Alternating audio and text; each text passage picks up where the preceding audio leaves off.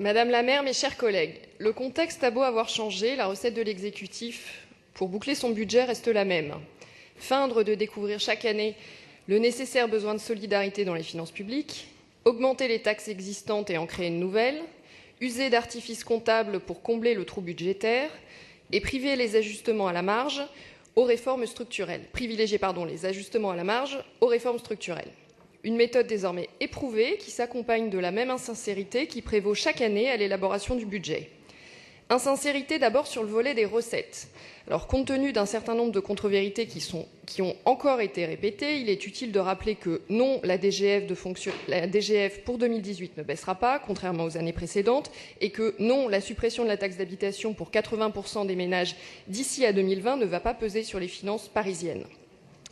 L'insincérité prévaut également dans la présentation des fameux loyers capitalisés.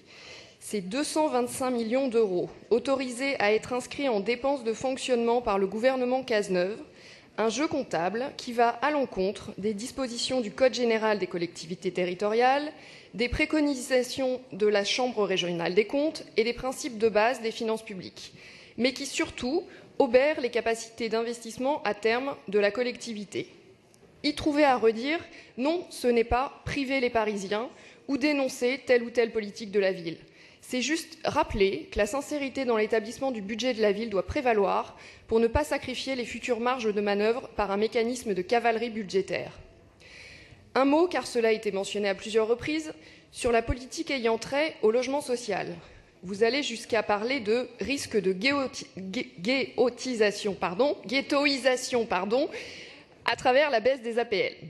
Alors, c'est un sujet important, mais soyons sérieux, il ne s'agit pas là d'une question de ressources pour les bailleurs sociaux. Si tel était le cas, il suffirait de mobiliser les SLS, le dispositif de solidarité qui fait que des personnes, voyant leurs revenus augmenter, doivent payer un surloyer. Mais on sait combien vous rechignez à activer ce levier, pourtant évident et nécessaire.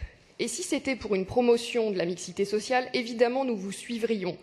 Mais il suffit de voir la politique de logement social que vous menez pour savoir que ça n'est pas le cas. Insincérité sur les nouvelles taxes, car même si l'imagination de la ville en la matière est sans limite, la création de nouvelles taxes dépend du législatif, ce qui rend incertain ces nouvelles recettes. C'est le cas de la création d'une nouvelle taxe sur la mobilisation des logements sous-occupés en zone tendue par la fusion de la taxe d'habitation sur les résidences secondaires et de la taxe d'habitation sur les logements vacants. Et quant à la création d'une part départementale de la taxe d'aménagement que la communication passe sous silence, ce serait pourtant important d'en connaître précisément ses implications. Insincérité sur le volet des dépenses. En dépit de vos déclarations sur la transparence, toutes les mesures d'économie envisagées ne sont pas évoquées dans le document budgétaire, contrairement à ce que prévoit le cadre réglementaire. Et de transparence, il n'y en a pas quand on apprend par la presse ou par les syndicats certaines mesures envisagées par la ville. Votre souhait, par exemple, de supprimer des jours de congé, des jours de récupération, des mesures qui méritent discussion et qui, étonnamment, sont absentes de la communication. Et quant à la réforme de l'AGOSPAP, nous ne saurions accepter une remise en cause de l'équité de traitement parmi les personnels de la ville, contrevenant au principe d'universalité de l'aide sociale.